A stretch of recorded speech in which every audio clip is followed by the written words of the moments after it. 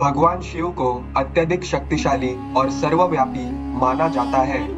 प्रकृति के संतुलन और नियम को बनाए रखने के लिए उन्होंने स्वयं को कई अवतारों में प्रकट किया। विभिन्न पौराणिक कहानियों के माध्यम से हम नंदी, भैरव, वीरभद्र, शरभ, दुर्वासा आदि जैसे कई प्रसिद्ध अवतारों से अवगत है। इस वीडियो में हम भगवान शिव के 5 अनसुने और अज्ञात लेकिन शक्तिशाली अवतारों के बारे में जानेंगे।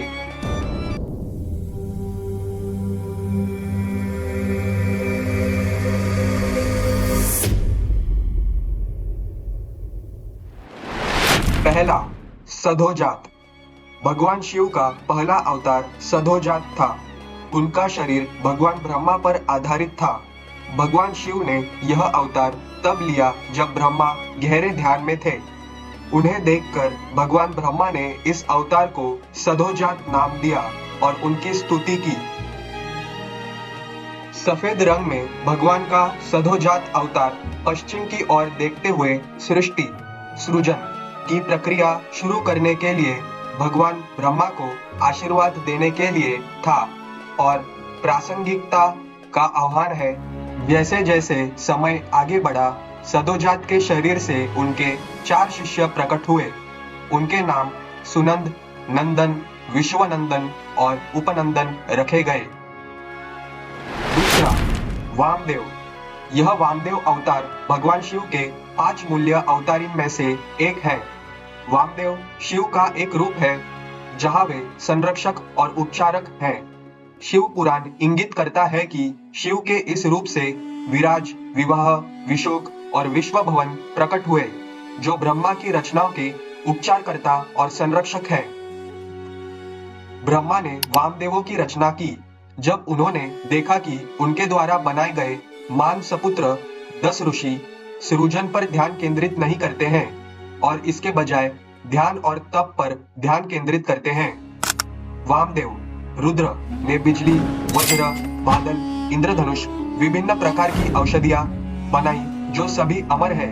उन्हें रुद्र के नाम से भी जाना जाता है क्योंकि उन्होंने अमर प्राणियों की रचना की है। तब ब्रह्मा ने रुद्रो वामदेव से अनुरोध किया कि वे केवल नश्वर प्राणियों का निर्माण करें, अमरों का नहीं। रुद्र वामदेव ने यह कहते हुए कि वे केवल अमरों की रचना कर सकते हैं, सृष्टि का कार्य रोक दिया। 11 रुद्र वामदेव ब्रह्मा द्वारा बनाए गए थे। प्रत्येक के हाथ में त्रिशूल था।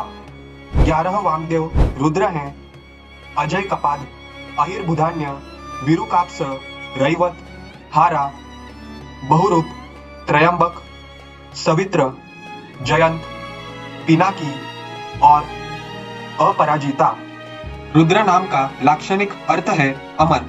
आमतौर पर शिव के साथ जुड़ा हुआ है। सधोजात के विपरीत वामदेव को सृष्टि के तत्वों पर शक्ति का अवतार और जो बनाया गया है उसके आगे विस्तार के रूप में माना जाता है। शिव के चित्त रूप और चित्त रूपी का प्रतिनिधित्व करता है। यह तुरीय है जो सूर्य की मौलिक ऊर्जा से परिचित होने पर प्राप्त होता है। शिव के इस चेहरे में किसी भी प्राणी को मानसिक और शारीरिक रूप से ठीक करने की विशेष शक्तियां हैं।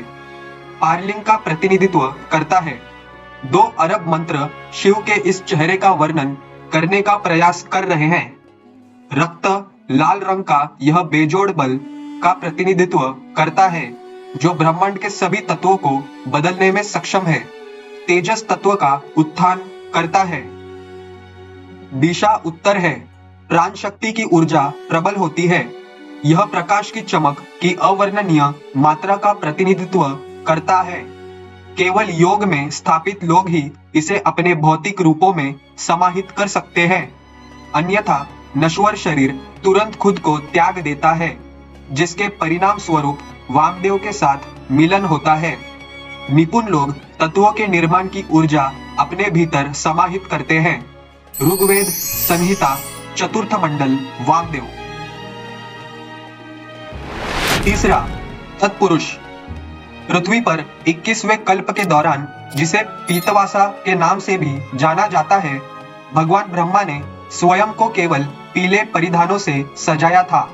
भगवान ब्रह्मा के ध्यान और प्रार्थनाओं के परिणाम स्वरूप एक चमकती हुई इकाई प्रकट हुई।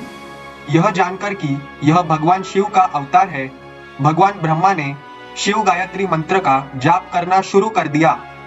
तब तक उन्होंने मंत्रों का जाप पूरा किया, तब तक पीले वस्त्र धारण किए हुए अनेक अवतार पैदा हो गए, जो कि तत्पुरुष रूप था।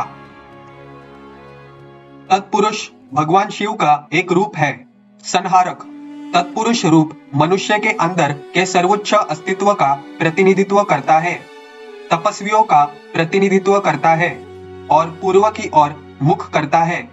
उन्हें 4 भुजाओं वाले भगवान के रूप में दर्शाया गया है, जो एक पैर पर लहराते बालों के साथ खड़े हैं और माला और त्रिशूल पकड़े हुए हैं। तत्पुरुष परम आत्मा महेश्वर के नियंत्रक भगवान शिव का एक पहलू है, जो अस्पष्टता की शक्ति रखता है। यह रूप आनंद शक्ति, आनंद की शक्ति है। अन्नमय कोश से जुड़ा हुआ तत्पुरुष अपनी उच्च अभिव्यक्ति में आनंद है, निचली अभिव्यक्ति में यह शिव की छिपने की शक्ति है। यह चेहरा पृथ्वी तत्व मूलधार चक्र से जुड़ा है और फोकस बढ़ाने के लिए फायदेमंद माना जाता है। चौथा, अघोरेश्वर। पीतवास कल्प के बाद शिव कल्प का आगमन हुआ। इस समयावधि के दौरान एक काले अवतार का जन्म हुआ। जब भगवान ब्रह्मा अपने ध्यान में गहराई से लीन थे, उन्हें एहसास हुआ कि यह भगवान का एक और अवतार था और उन्होंने उन्हें अघोर शिव कहा। जल्द ही 4 नए अवतार प्रकट हुए, सभी काले रंग में, जिनके नाम कृष्ण, कृष्ण शिखा, कृष्ण मुख और कृष्ण कांतधारी थे। शिव का अघोरेश अवतार दक्षिण की ओर दिखता है और नीले रंग का है, जो विनाशकारी पुनर्योजी ऊर्जा का प्रतिनिधित्व करता है और शिव का आह्वान करते हुए कहा गया है, अघोरेभ्यो अथ घोरेभ्यो घोर घोर तरेभ्यः सर्वेभ्यो सर्व सर्वेभ्यो नमस्ते अस्तरुद्र रूपेभ्यः। अघोर शिव के पुत्र कृष्ण, कृष्ण शिखा, कृष्ण मुख और कृष्ण कंठाधारी हैं। 5वां, ईशान। दक्षिण पूर्व की ओर मुख किए हुए ईशान सदाशिव है, जो साक्षात सर्वशक्तिमान और सर्वव्यापी वर्तमान है। उनसे प्रार्थना में कहा गया है, जबकि शिव के कई अवतारों का उल्लेख किया गया है।